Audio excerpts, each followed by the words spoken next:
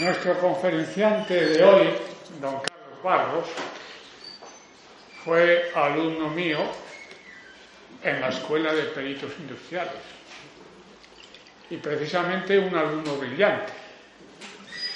Y además de ser un alumno brillante, Carlos Barros tiene una clara personalidad, porque fue un hombre siempre vocacional.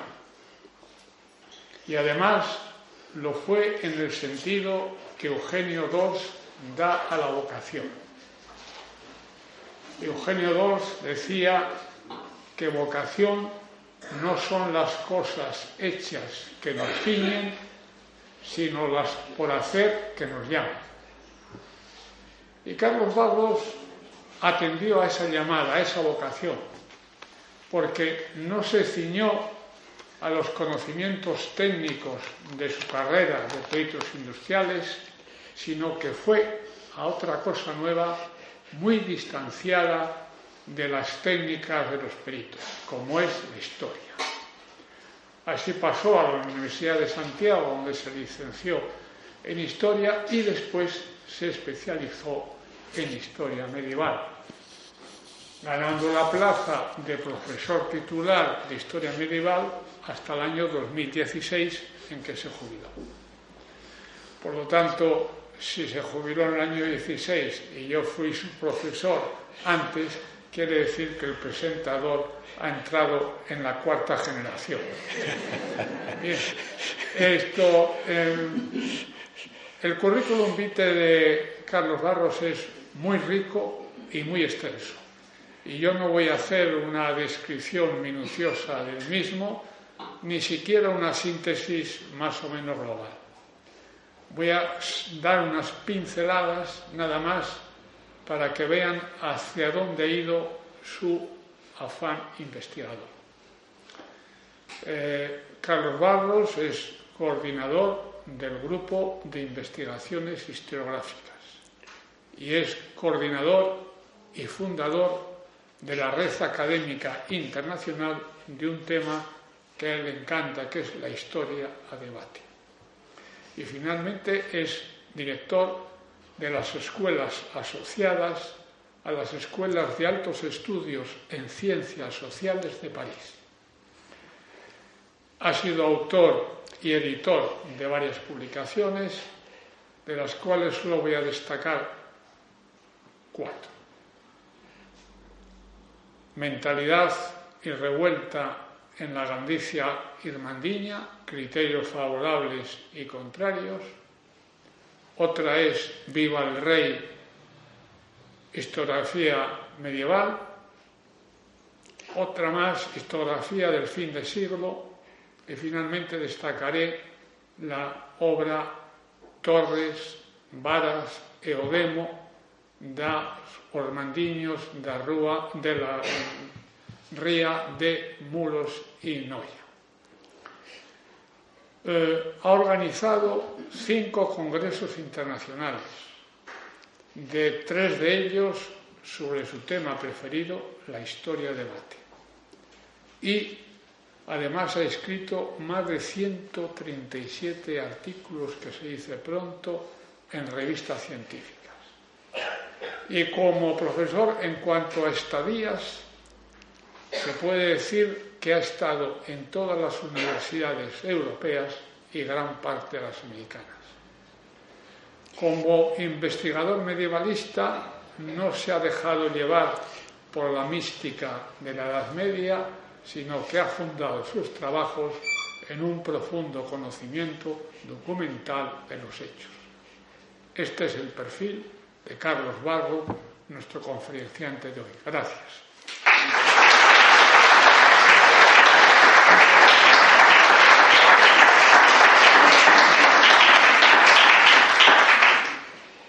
Boas tardes. Primeiro, gracias a meu bello profesor e querido profesor xa daqueles anos da Escola de Peritos. Eu recordo, ademais, como un bon profesor e unha boa persoa.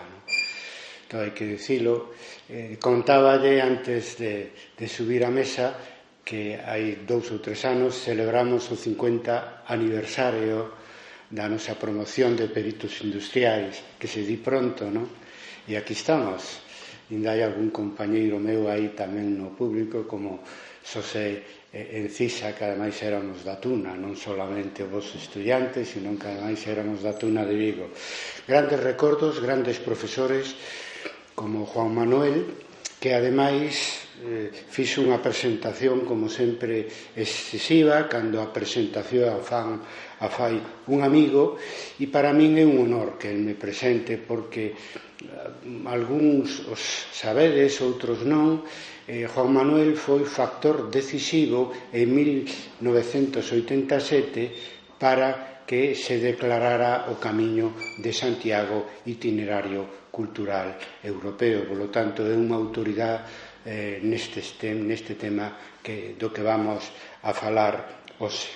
Esta é a miña 4ª conferencia con vos, coa Asociación de Amigos dos Pazos. A primeira foi hai 23 anos, e neste caso decirvos que o tema peregrinación a Santiago de Compostela na Idade Media parte dunha investigación, dun esforzo de síntese sobre a peregrinación xacobea que eu escribín no ano 2003 a demanda de un gran medievalista francés e amigo, xa desaparecido, Jacques Le Goff. Fixémoslle en Italia un libro homenaxe e el pedinme que falara da peregrinación. O libro se titulaba Il medievo europeo de Jacques Le Goff. E ele decía, tú fai a parte da peregrinación por razón de estar na Universidade de Santiago de Compostela. Escribín o traballo, a primeira edición foi en italiano, logo se traduxo ao castelán, ao galego, etc. E el, logo de recibilo, cambiou o título e en vez de a peregrinación medieval púsolle como título a peregrinación a Santiago de Compostela. Dedicarei a conferencia a explicar por que a peregrinación na Europa de medieval é, sobre todo, a peregrinación a Compostela. Bueno, agradecer tamén, vai vos parecer extraño que vou decir, porque non o coñecedes, bueno, algún probablemente pola prensa, a Fernando Suárez Bilbao, ex rector da Universidade Rei Juan Carlos de Madrid, que contribuiu moito á difusión do traballo que eu hoxe vou explicar aquí a modo de conferencia, e polo tanto contribuiu moito dentro e fora de España, nos medios académicos, a falar do Camiño de Santiago. E porque el contribuiu a promoción do meu traballo e da propia idea do Camiño de Santiago nos medios académicos europeos, incluso fora de Europa, porque plaxiou enteiro o meu artigo, xunto con outros. A semana pasada acaba de presentarse unha demanda penal por parte dun catedrático de Dereito Penal da propia Universidade Rei Juan Carlos na Fiscalía de Madrid por 16 casos de plaxios. Son defectos que temos na universidade, que non somos perfectos, aínda que naturalmente se trata dun fenómeno moi minoritario, pero a min, aparte de producirme disgusto, tamén me axudou a contribuir o tema do Camiño de Santiago nas universidades de España e de fora de España, e lle deu unha enorme publicidade a este traballiño publicado no ano 2003 en Italia e logo noutros idiomas tamén en España. Primeiro, falar dos textos. No latín clásico, peregrinus significa estranxeiro.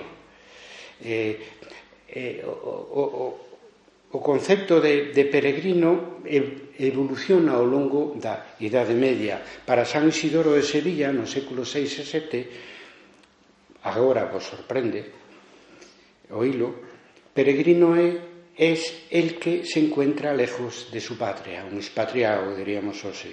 Pero pronto os que se encontraban lejos de su patria viaxaban para visitare loca saca, para visitar os lugares sagrados. Pronto, eso de andar viaxando fora do lugar onde un naceu se transformou ao longo de toda a Edade Media viaxar para visitar os lugares sagrados onde se atopaban as grandes reliquias da cristiandade.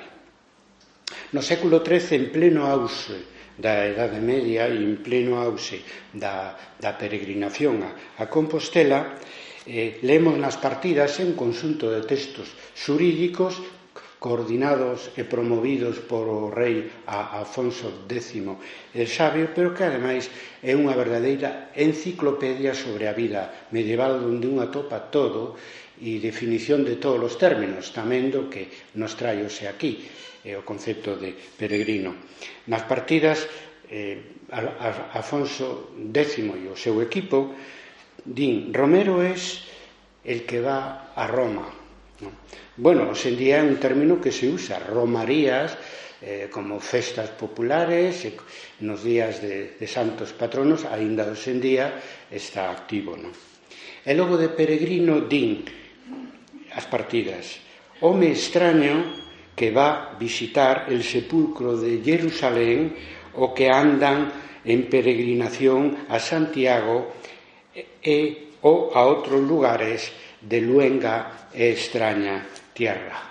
Home, extraño, para empezar, en principio a Edade Media é moi localista, moi fragmentada, cada un pois necesariamente coñece os seus arredores, a súa comarca non máis normalmente, ata que nun momento determinado empeza a viaxar a xente, sobre todo a viaxar por motivos religiosos, pero aínda queda este calificativo de que extraños, homes que van a visitar o sepulcro de Jerusalén ou o sepulcro de Roma ou que andan en peregrinación a Santiago ou a outros lugares de luenga e extraña tierra.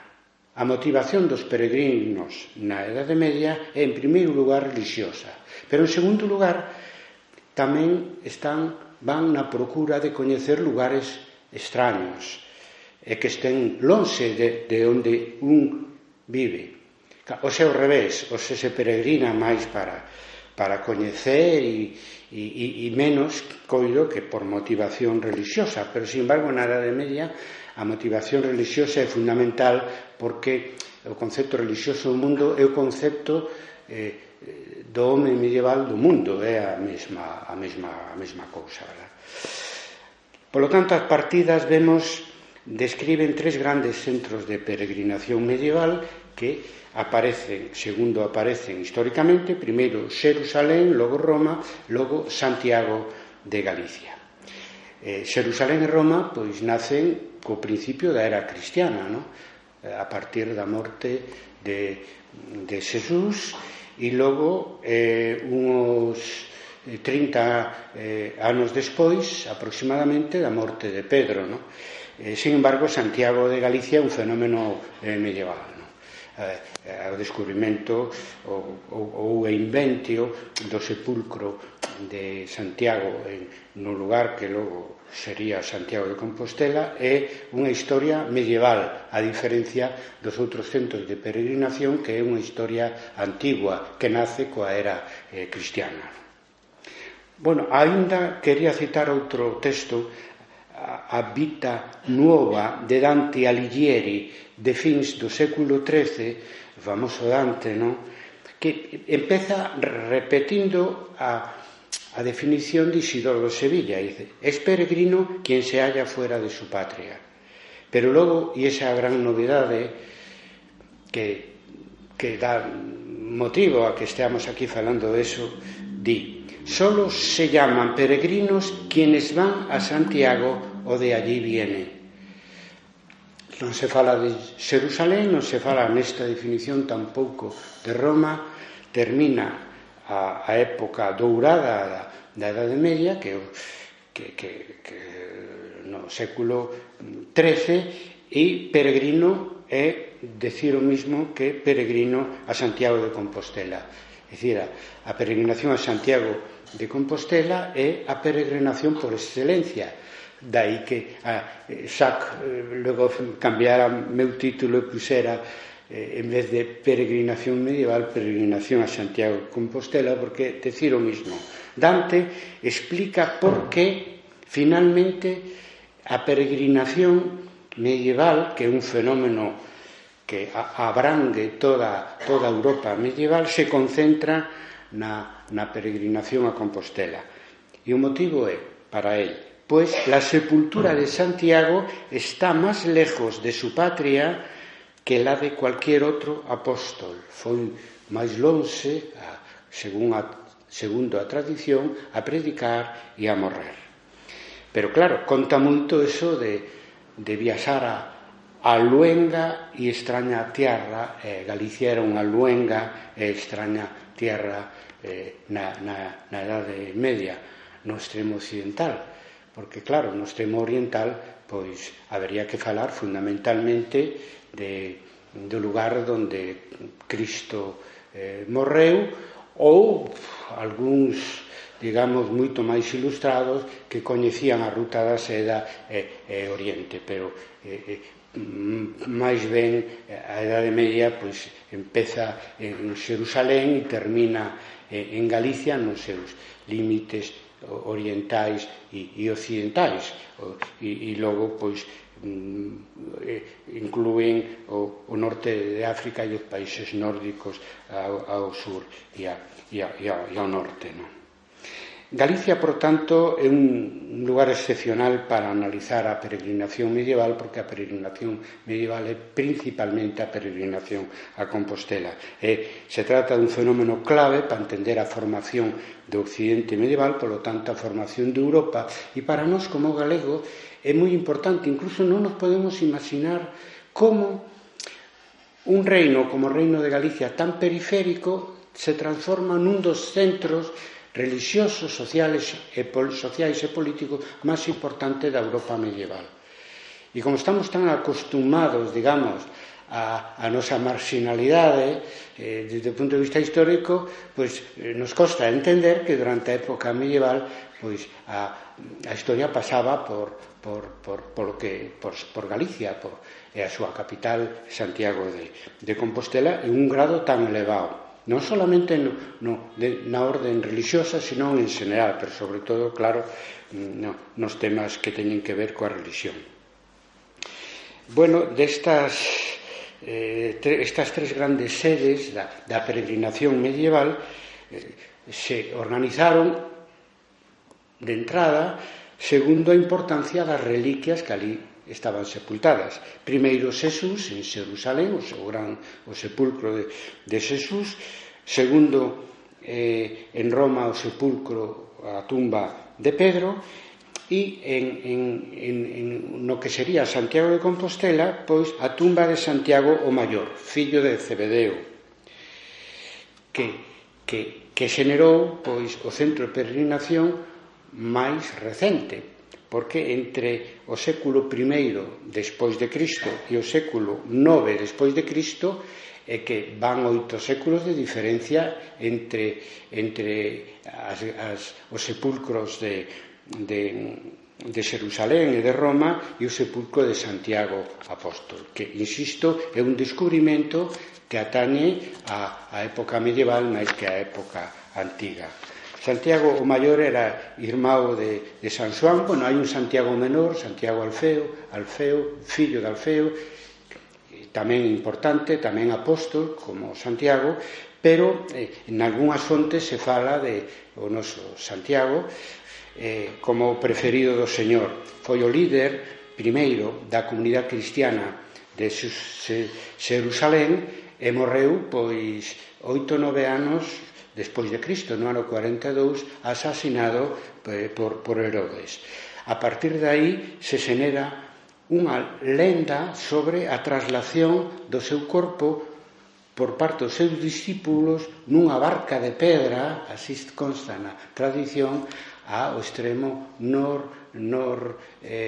occidental de Galicia, que ten moita importancia porque era o extremo máis occidental do mundo coñecido antes do descubrimento da América pola xente daqueles anos, daqueles séculos.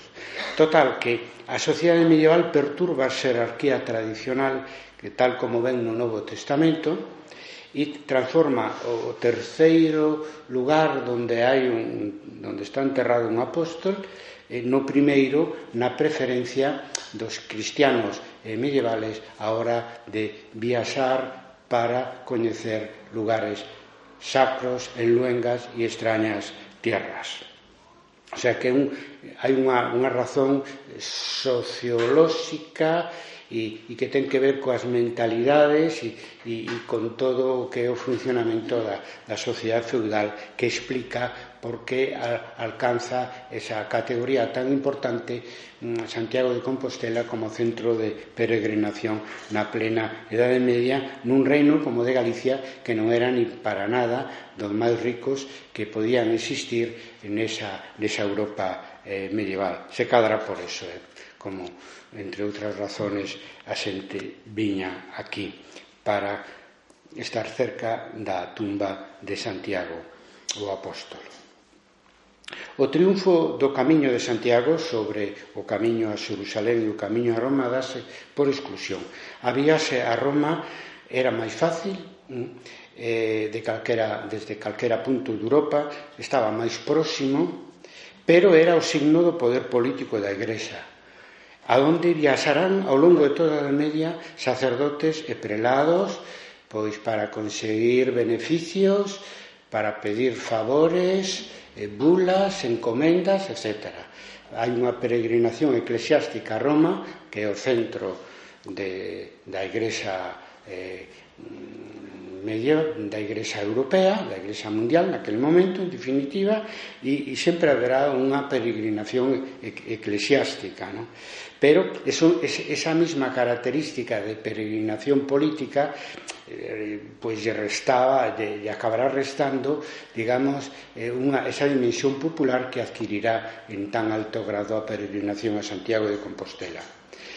Logo, en segundo lugar, estaba Xerusalén, pero Xerusalén estaba moito máis lonxe, se tardaba máis, meses, anos, en chegar ali, era moito máis arriscado, podías morrer no camiño, sobre todo a partir do século XI, pola destrucción do Santo Sepulcro a comenzos do século XI, a mediados do século deste mesmo século XI se reconstrúe, pero a finais deste mesmo século XI ten lugar a primeira cruzada, e a partir dese momento as peregrinacións a Xerusalén serán armadas, non?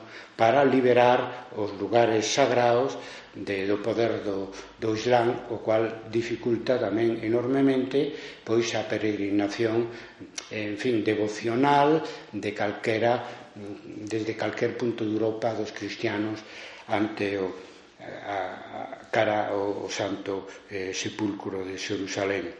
Por lo tanto, estas circunstancias, sobre todo a perigosidade do camiño a Xerusalén e certa, digamos, desinterés pola peregrinación a Roma fora de Italia, pois levou creou un baleiro que encheu o camiño a Compostela, que viña estando activo pois dende que se descubre a principios do século IX o considerado sepulcro de Santiago el Maior no reino de Galicia.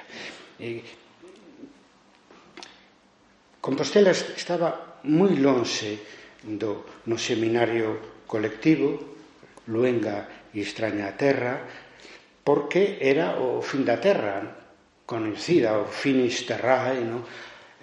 Aínda hoxe moitos peregrinos terminan pola súa conta o camiño a Santiago en Fisterra para ver ese horizonte, en fin, que para un é o ceo, para todos, sin excepción, é o o fin do mundo coñecido naquel entón. Era un camiño relativamente tranquilo porque Galicia queda moi pronto na retagarda da guerra contra o Islán na península ibérica e, sobre todo, que era pacífico en principio porque atravesaba todo o norte peninsular, pero a guerra con Al-Ándalus estaba, a partir do século XI, moito máis abaixo. Por lo tanto, era seguro. E iso favoreceu unha peregrinación popular e explica que das tres maneiras que hai de representar a Santiago Apóstol triunfara o Santiago peregrino con túnica, vieira, bordón, sombreiro, que hoxe coñecemos, sobre Santiago Cabaleiro, o da Reconquista, é dicir, o que se aparece na batalla de Claviso, o que se aparece na toma de Coimbra contra el Islán, e o Santiago sedente. É dicir, hai tres: Santiago peregrino, Santiago Cabaleiro ou Matamoros, Mouros, e Santiago sedente, o Santiago sentado en Masistá como signo do poder. Estes dous quedan, a pesar de que a veces se destaca o papel de Santiago montado a cabalo que aparece nas batallas da Reconquista, etc. Estadísticamente a representación máis común é a de Santiago peregrino, a que coñecemos, o cual deixa en un segundo lugar pois todo aquelo que relegou as outras dúas peregrinacións no occidente medieval, que son Roma en canto a posición sedente e que son Xerusalén en canto ao santo que axuda aos cruzados na guerra contra o Islán.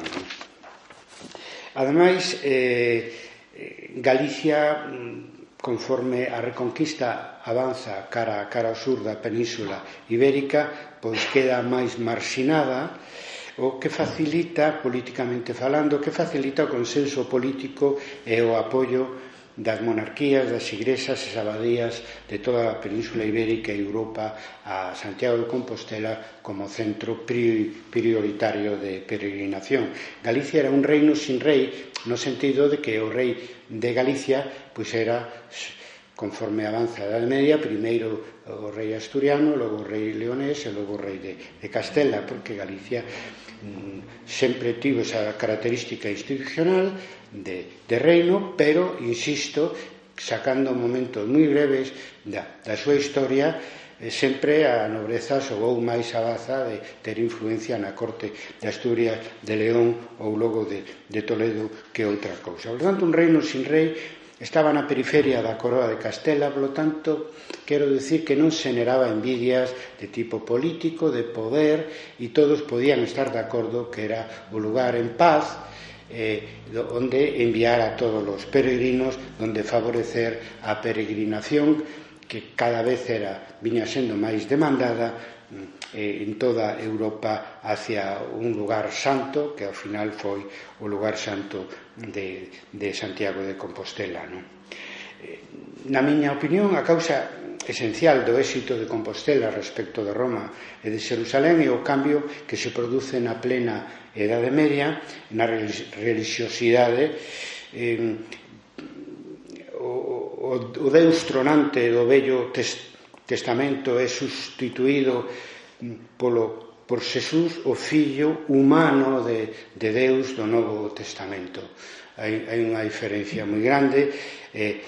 Pasamos dunha religión cristiana alto medieval moi impositiva, como consta no Vello Testamento, a unha religión que, divulgada a través dos evangelios de Xesús, baseada no amor e na evangelización e nunha serie de valores que impregnan a toda a sociedade e facilitan a cristianización definitiva da Europa medieval, que non se dá hasta estes séculos centrais.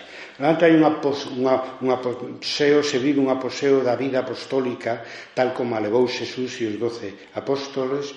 Faise moda viaxar pola fe, aínda non sendo clérigo, pois asumir votos de austeridade, pobreza, humildade, penitencia, e polo menos mentras dure o tránsito pola vía da peregrinación. E tamén, aínda que ven de atrás, sigue tendo moita importancia na religiosidade popular o imaginario escatolóxico milenarista, a creencia na segunda vinda de Xesús, e Galicia era ideal para eso, polo que veño dicindo, era o fin do mundo coñecido, onde a xente iba ali, deixaba os farrapos, maravillándose de esa visión, de ese horizonte casi de 360 grados, como se fora o ceo, o lugar final a onde temos que chegar, a onde ten que chegar o crente, ou polo menos o purgatorio. Ben, tamén no Pórtico da Gloria, sin necesidade de ir a Fisterre, dá esa idea finalista, milenarista, do fin do mundo, non? Porque a dereita de todo empeza polos patriarcas e ao final pois se escenifica sobre a pedra o xuízo final. Entonces, tratando de favorecer esa idea de peregrinación como unha maneira de chegar hasta o fin dos tempos, que tal como entendía o cristianismo hacia o xuicio final, un lugar perfecto nese sentido para facer un recorrido que, vindo como viñan os peregrinos de tan lonxe, en épocas en que había que camiñar, pois dende os países nórdicos hasta o leste de Europa, para chegar a Santiago de Compostela, con un gran esforzo e con unha gran fe en ver o ceo, ver o xuicio final de chegar hasta o fin do mundo coñecido, onde a xeografía se xunta coa mentalidade religiosa. O camiño xacobeo cumpre tres funcións na Europa medieval: facer de contrapeso horizontal dun poder feudal dentro e fora da Igrexa que era moi vertical, aportar unidade espiritual á nova civilización do Occidente medieval, a pesar da fragmentación política que supón o feudalismo e da desigualdade existente, aínda que neses séculos centrais da Idade Media a propia sociedade feudal aparecía como unha liberación respecto da sociedade anterior ou moi anterior, baseada na escravitude, non? E, en terceiro lugar, a función do camiño xacobeo é lograr unha participación de masas na nova religiosidade baseada no Novo Testamento, que frutifica nos séculos centrais da Idade Media. Hai consenso entre os estudiosos sobre os camiños a Santiago.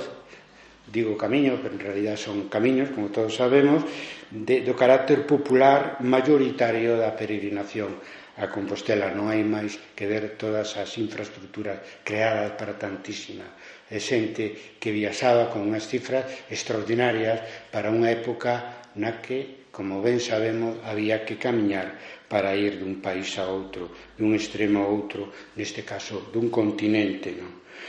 Isto hai que telo moi claro, porque as fontes escritas que se conservan máis ben, en fin, lóxicamente, nos falan dos reis que viñeron en peregrinación, dos grandes abades, dos bispos, dos arcebispos, dos grandes cabaleiros.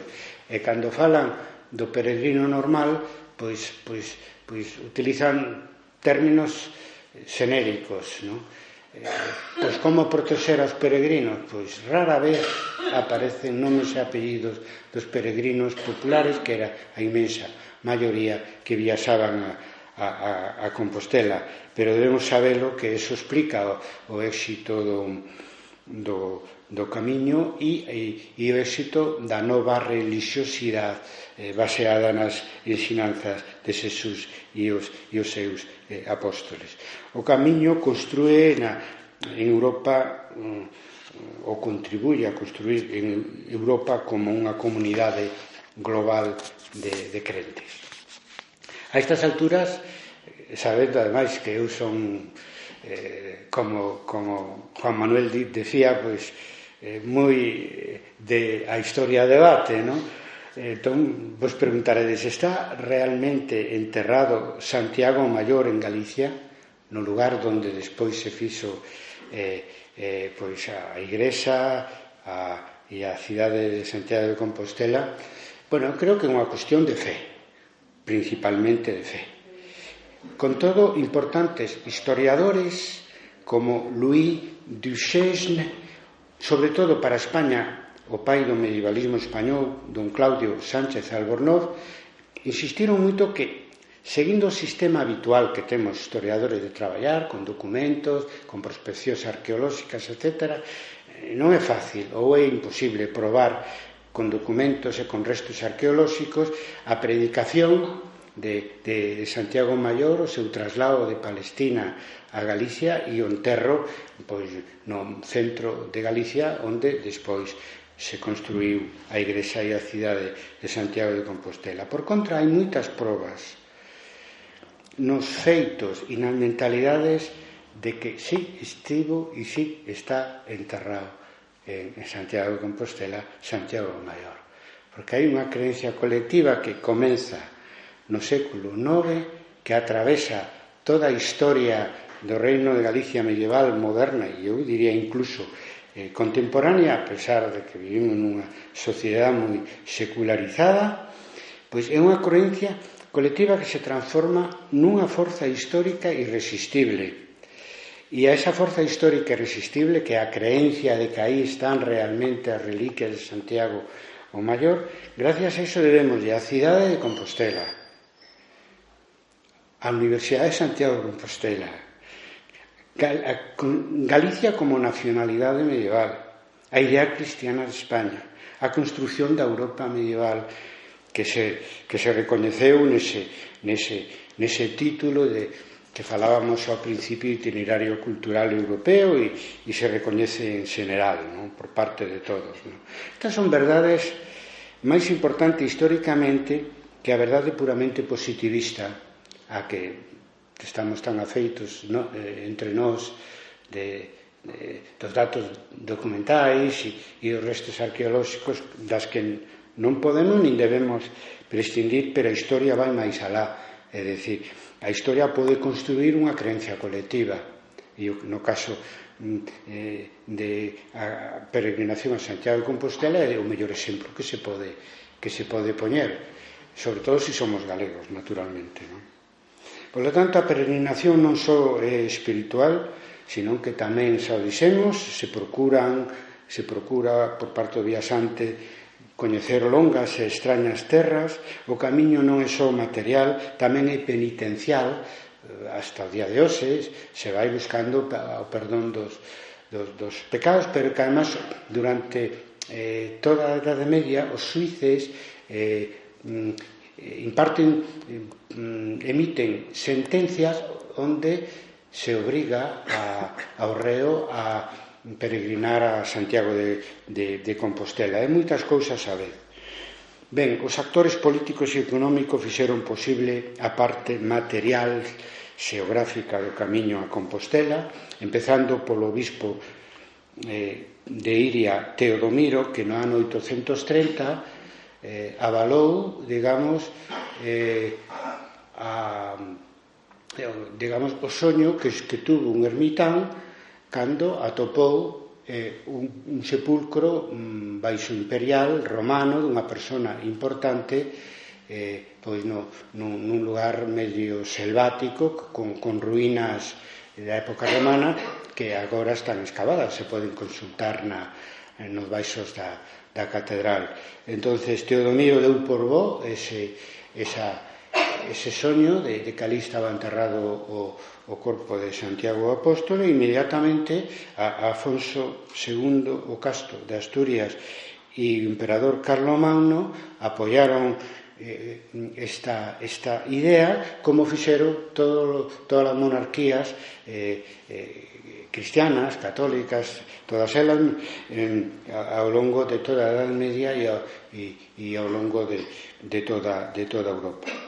Tamén tivo apoio o camiño da Igrexa institucional, bispos, arcebispos, a Orden de Cluny, a Orden do Cister, as órdenes mendicantes, os papas, as cofradías religiosas, teceron unha rede que cubriu toda a Europa medieval de asociacións, diríamos hoxe, organizadas cara ao camiño a Compostela. Tamén o poder laico, concellos, apoiaron o camiño, porque houbo que crear infraestructuras, e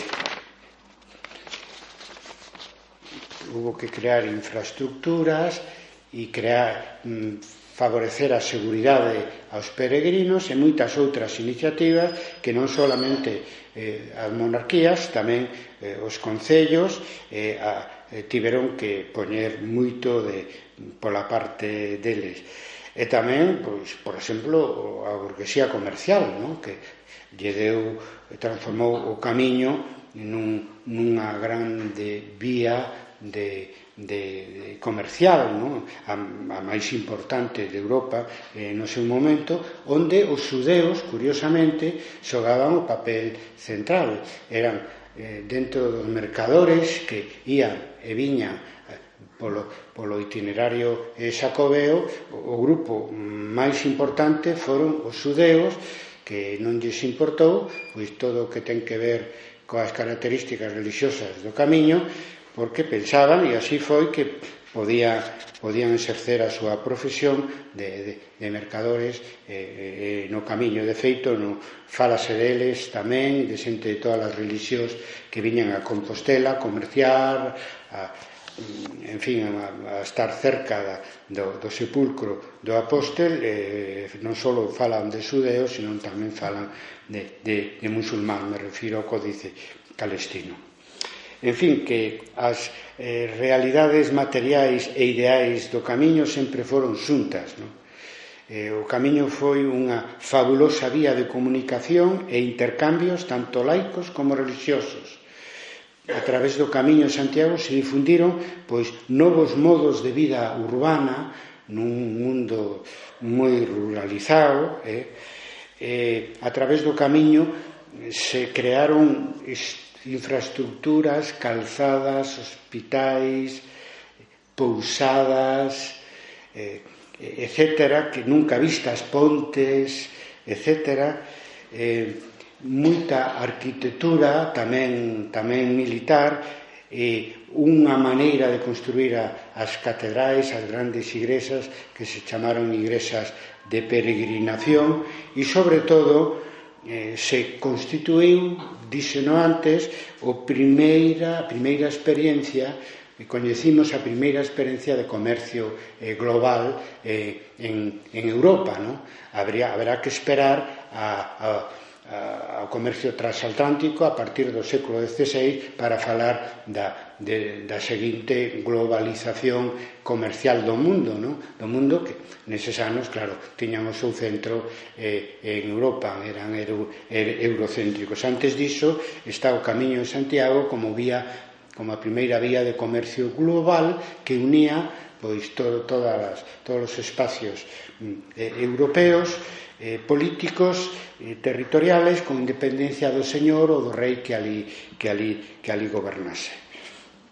Pero tamén, aparte destes aspectos materiais, a través do Camiño de Santiago, se promoveron novas ideas sobre a arte, o románico, o gótico, as ideas comunalistas, as revoltas comunais, que foron moi importantes tamén en Galicia, pero no resto de Europa esas ideas tamén corrían de un lado a outro a través do Camiño de Santiago. A idea que a partir tamén do século XI se vai convertindo na clave de bóveda da mentalidade medieval, que é o sistema trifuncional, a idea que hai tres órdenes, que son os cabaleiros, que teñen que defender a sociedade, os clérigos, que teñen que pregar por todos, e os campesiños, que teñen que traballar para, coas súas rendas, axudar a que cabaleiros e clérigos podan cumplir a súa función, nun caso militar, noutro caso espiritual. Esa é a idea dominante, hexemónica, no occidente medieval, que se difunde a través do Camiño de Santiago, a partir sobre todo de Francia, non?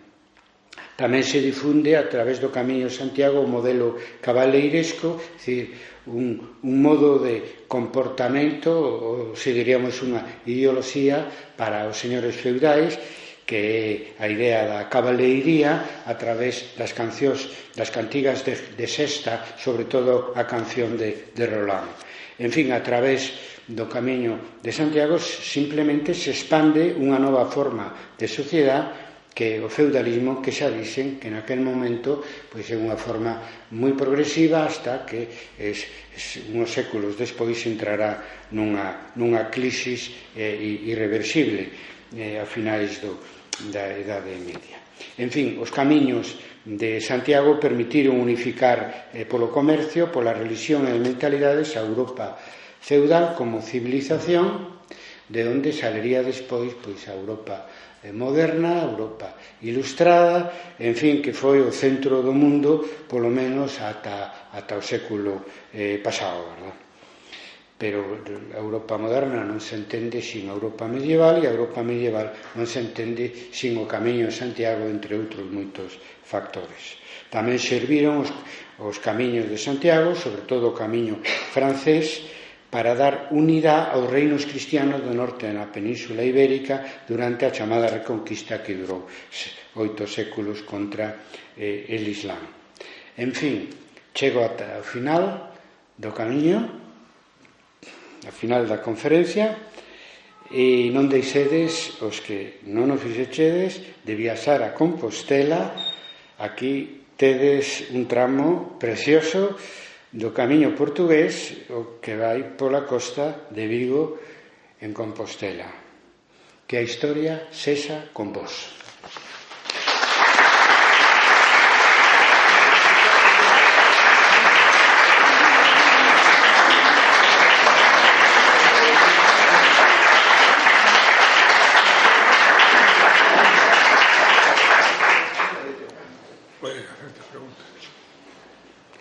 Muy bien, si quieren hacer alguna pregunta al conferenciante, tienen su oportunidad. Yo quería preguntar, ¿cuándo empezaron los años altos y las indulgencias? ¿Desde el medievo ya? Sí, eso é un invento medieval, como todo o que é o camiño de Santiago. Se trata de, como xa sabedes, o día en que cando o día do apóstolo e día santo, as indulgencias pois son máis generosas, plenarias. Por lo tanto, é o ano que para facerse perdoar polos pecados hai que ir a Santiago de Compostela. Todo o que se recuperou do Camiño de Santiago a partir do ano 1993, pois naturalmente ten orixe medieval. Neso creo que se foi bastante fiel ás tradicións, ou polo menos intentou. ¿Alguna pregunta máis? No aborto da conferencia, quería facer dúas preguntas conferenciales, pero antes de facelas quero lembrar que tamén fui profesor feo na Escola de Periodismo Social, Alfonso Macías, non? Sí, señor. E as túas preguntas son unha, que podes decir, perdón por o tuteo, os anos me autorizan a él, non? No está maior. Que podes decir respecto do bandolerismo, caramba, que me fui dicir, no Camiño de Santiago? polos peregrinos. E outra cousa, que opinas respecto da denominación que parece que está moi en boga de chamar ahora peregrinos aos que van a Santiago, palmeros aos que van a Xerusalén, e romeros que van a Roma. Sí, bueno, o do bandolerismo, se non se houbera resolto, non houbera habido esta peregrinación masiva da que falamos a partir do século XI a Compostela. Digamos que unha proba moi evidente na historia compostelana as medidas que tomaba Selmírez ali ao respecto. De feito, se creou a Orden de Santiago con ese cometido, e alá por donde pasaba os señores do lugar ou os concellos prestaban especial atención ao tema da seguridade no camiño, no?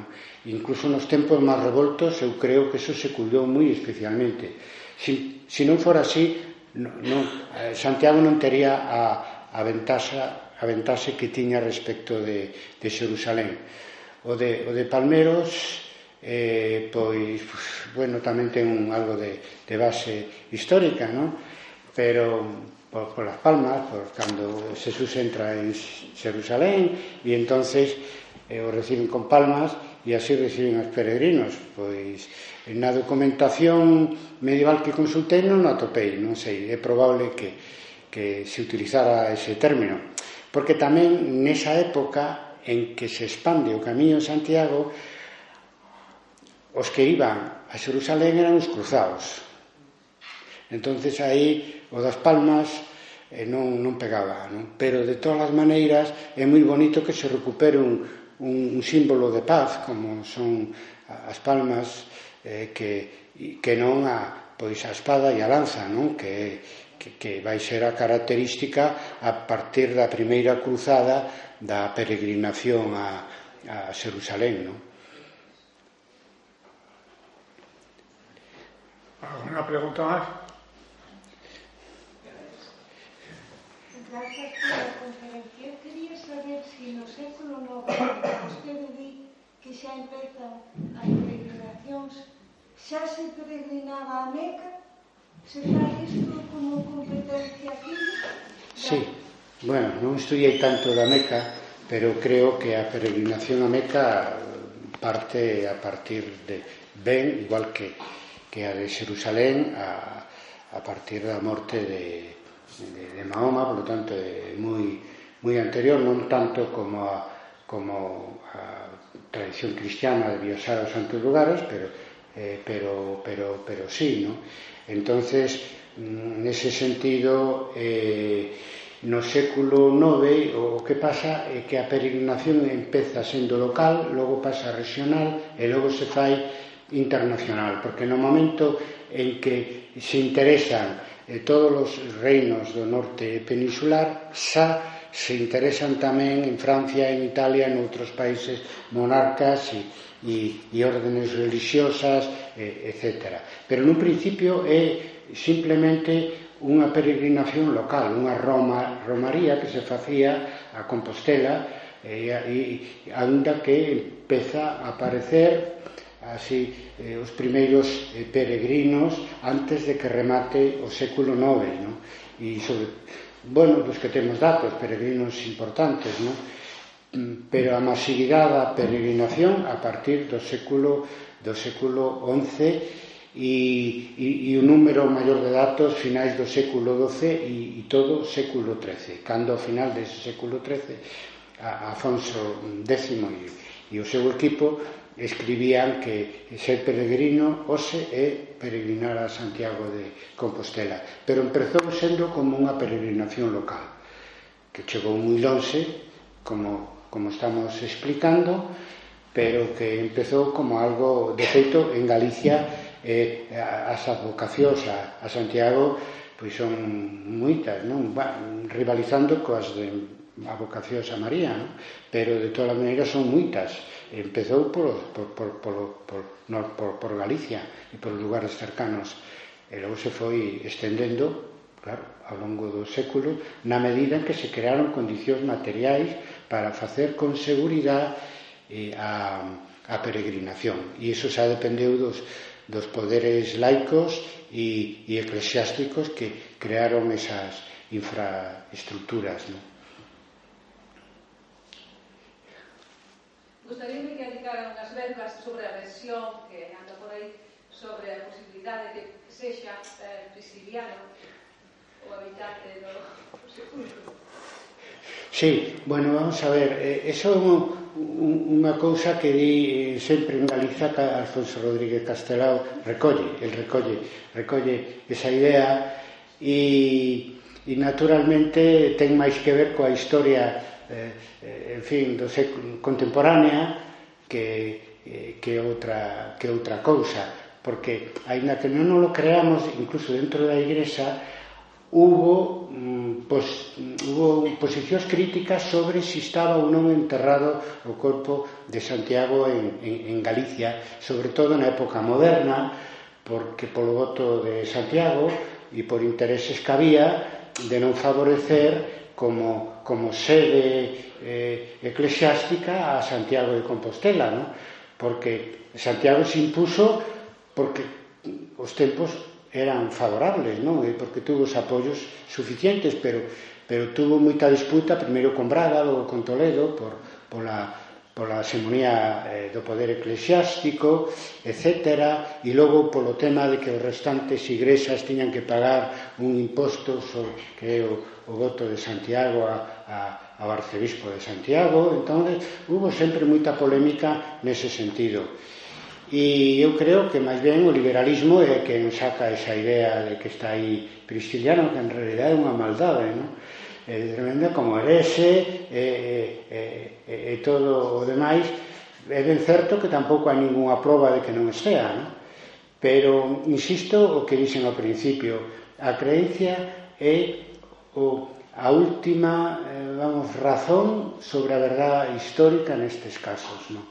É dicir, que chega a un punto de que as disputas entre historiadores sobre o que din os documentos, etc., ten menos importancia, incluso historiográfica, que o feito en sí de esa forza que podemos chamar social e política, que é unha creencia colectiva que cambia a historia completamente, non?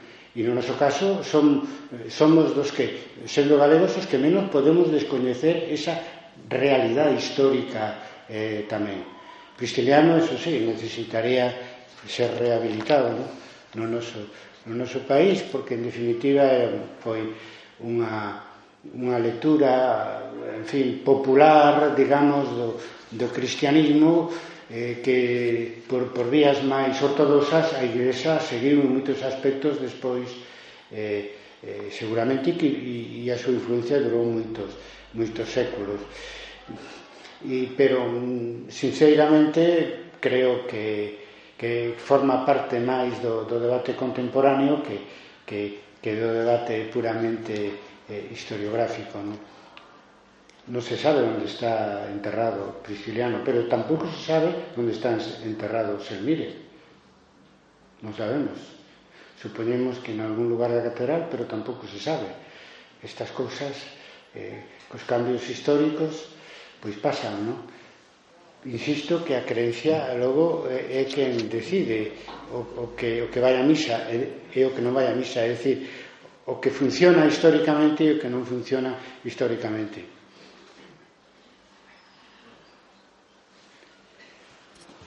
Muy bien, si no hay más preguntas, dar las gracias a don Carlos Barros por su magnífica disertación y confirmando lo que dice, Álvaro Cunqueiro decía que lo que cree el pueblo es la realidad.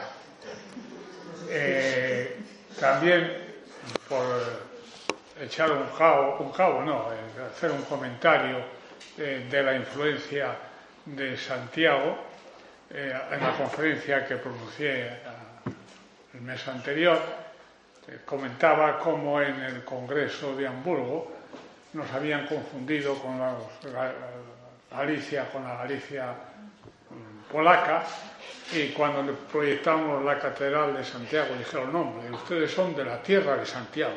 O sea, en Centro Europa la función de Santiago es definitoria de la propia Galicia. Muchas gracias a don Carlos.